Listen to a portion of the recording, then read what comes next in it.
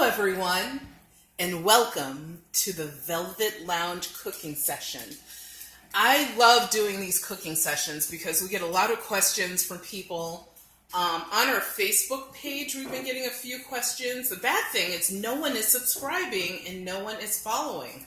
So if you guys could please do me a favor and subscribe to our channel, I would greatly appreciate it. As well as if you could go to our Facebook page and versus sending me just a message, if you could also go there and follow us, that would be awesome. But I do appreciate the questions that I'm getting. So what we're going to do today is I want to show you how I make my crusted baked chicken.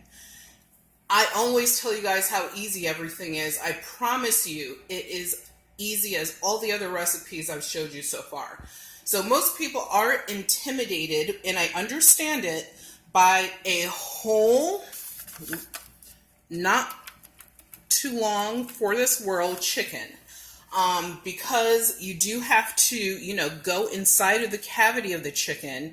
And I'm going to actually move this to my other pan. And you do have to remove, the waste parts of it. So this is a pan I'm going to bake it in. And this is a pan that thawed out in. That's why I moved it to a clean pan. But inside of the cavity of the chicken, you will find the neck usually. The neck is actually a pretty good treat. It has meat on it, and it's something to kind of snack on. You do have to clean it. So if you see any little extra pin feathers or anything or excess fat, you do want to get all of that off. Now, inside the cavity of the chicken, sometimes there's chunks of fat that are just hanging out there. You want to remove all of that.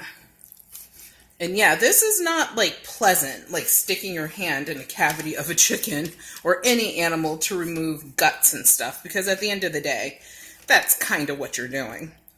And in a chicken, there's there's two little pockets. I don't know what these pockets are, but I always hate them. And I remove all the gunk that's inside of them. And so I'm removing that. And then you just want to look inside of your chicken to see if there's anything else in there. And I can see a piece of fat that needs to be removed. And this is a piece of the liver. We don't consume that. And you will also find, more liver. And then you'll also find the heart and the kidneys in there sometimes. It depends on how that company processed the chicken. This is an actual organic chicken that we got from Aldi's. And then right here around the neck area, there's always excess fat that has to be removed. And what I'm going to show you in this video is simply how to prepare this. And what I'm going to do in the next video that you see, I'm going to show you the finished product, or either you can look at our thumbnail and actually you'll see the finished product of this meal. So you'll see how this chicken comes out. So this video is simply about the preparation. So if you ever eat chicken, hope that someone went through all the trouble of properly cleaning it out. If they didn't, that probably isn't a chicken that you want to consume. So sometimes, especially if you buy turkey as well or duck, they will put excess chicken parts. They sometimes will actually put a bag here that has the entrails, or it'll have the neck in it. So you always want to check the inside of the chicken as well as the neck flap. So today, the only thing I'm cooking from this is going to be the neck as well as the chicken itself. We normally don't eat the other parts, but the heart is consumable, as well as the kidneys and the liver for those that like that. We just don't eat that. We don't like it. So, see, and there's a few tiny little feathers. You want to pull those off. So you want to just double check your whole chicken to make sure, everything is clean. Now, some people will go as far as having their chicken soak in water. Some of them will even go as far as putting vinegar on it, which a lot of West Indian people do that. We don't do that because you're actually spreading around more of the contaminants from raw meat the more that you handle it. And also, using those methods does not remove germs. The only way to kill the germs is to thoroughly cook the food until it is properly done. Right now I'm washing my hands because, as I stated, you don't want to spread these germs around your kitchen unnecessarily. And then I'm going to be moving over to our spicing station, and I'll show you, what I do as far as spicing. I want to thank Daisy again. She's my assistant. She's so awesome at this camera work. So we're just going to take this and move it down here for spicing. So what I'm going to be doing is, basically just showing you what I use to spice this. The chicken has been cleaned. So what I have prepared, I have some roughly cut onion. This could even be leftover onion skin as long as it's clean. And what you can do is, let's say you're making a salad and you don't want to use all of the outer skin, because I know when we eat salad, we love the inner part of it for an onion because it's more tender and sweet. But you can put these in a Ziploc and save them to stuff in the cavity of your chicken. I'm going to be using granulated garlic. I'm going to be using some granulated onion. I'm going to use Thai fish sauce, believe it or not, and this is a high quality fish sauce, as my salt alternative because it has salt in it, but it also gives a great flavor to your chicken. Excuse me. I'm using ground black pepper, parsley, I love parsley, cayenne pepper to add a little bit of a kick, but not too much.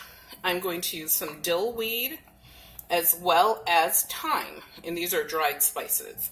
So what I'll do is go back over to our chicken, and see, I see a little more excess fat. I'm just going to rip that right out. You don't even have to cut it out. It actually will just sort of pull away. Actually, that's not that bad. And what I'll do is just take my onion and I put the side that's not shiny against the chicken, because then the oils will come out of the onion. And actually, as it's steaming and cooking, it will get into the flesh of your chicken. So always, you have this shiny side, always use this side. The dull side is what you want to touch the food. And just stuff it right in the cavity. If you want to, you can stuff other vegetables in here. Carrots, bell pepper, whole garlic clove. It's like whatever you like inside, that's fine.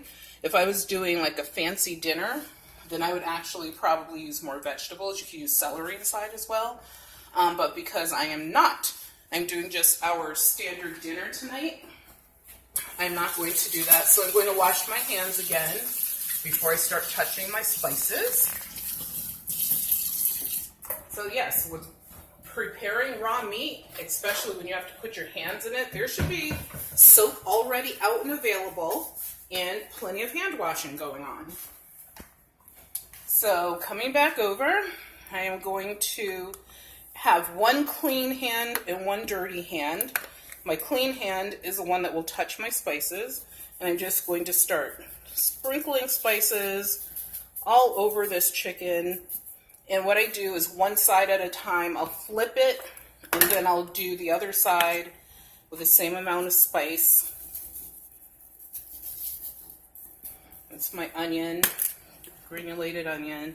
And I probably could have started with my fish sauce. And you always want to shake it up a little bit before you use it. Any wet item should always be shaken, just like if you have juice, you should always shake it before you use it. And if I had put this on first, it probably would have helped the spices stick a little more. But that's pretty good. And remember, this is your salt substitute. So if you decide to add additional salt, be very light with it, because your food could end up coming out very salty. I'm going to grind my pepper on there. It's nothing like a nice coarse ground black pepper. And I have this on a medium setting for grinding because a fine setting is too fine, and the most open setting, the chunks are too large. So that's our grinding. And then we're going to put some of our parsley on there. And when I cook, I'm sort of, I don't know. I have all these rules and stuff, my daughter says. And my husband's like, oh my God, I have to cook like you do because then I know I won't make a mistake and put too much of something. So what I usually do is I put my spices in order by what I'm using most to what I'm going to use the least of. Open this up, and this is our cayenne pepper. It's all natural, salt-free, because whenever you buy spices, you should read them, because sometimes there is salt and other preservatives in there that you don't realize are there. Just because it says cayenne pepper, for example, it doesn't mean that they didn't use other items in it, but these are all natural. Dill, I'm going to put some of that. And dill generally comes in an open container like this, so be very careful. You don't want to, put your entire container of spice on there by accident. Or what you can also do is whenever you finish with like a container like this that has a sprinkling opening on it, what you can do is wash that, keep it, and then put it on to your other container to help you control how much of the spice comes out. We do that like with salad dressings, if we ever buy like salad dressing that's pre-made, because some of them come with that control top and some of them don't. And this is my thyme. I'm going to put not very much of this on there, so that's why it's my last spice. It's dried thyme. You can see it right there. And then what I'm going to do is just flip my chicken over slightly, partially, not even completely, and I'm going to repeat the process, but I'm not going to put as much spice on this side. One, because, most people want to really enjoy that chicken breast. The other reason is because a lot of the spices through the cooking process are obviously going to end up at the bottom of the pan as well as on the bird. Put my onion. Grind some black pepper on that.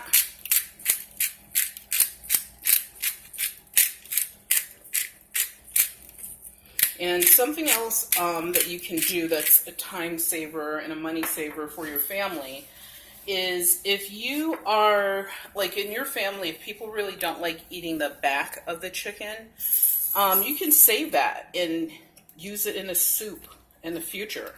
And what you do is you just boil the meat off the bones, add all your other normal ingredients, and you can actually make yourself a quick chicken soup.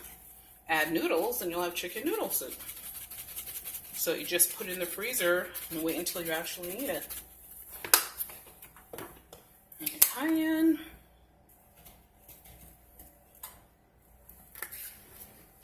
And a little bit of dill.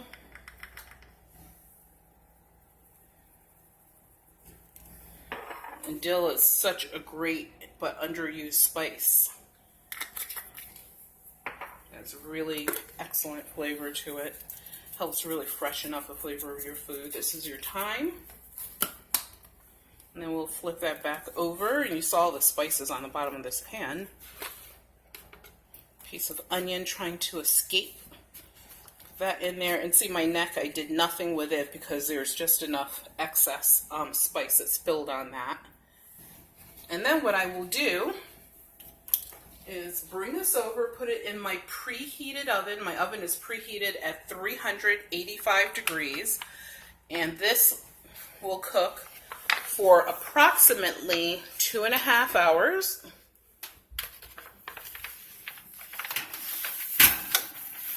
Slide it right in there. And you don't need to check this. Just let it cook for 2.5 hours, and you're all set. So that is how we took all of these spices to make our spice-crusted baked chicken. It's one of my family's favorites. I always get a lot of compliments on it. It does not take a lot of effort, as you can see. Cleanup is super easy because there's really not a lot to it.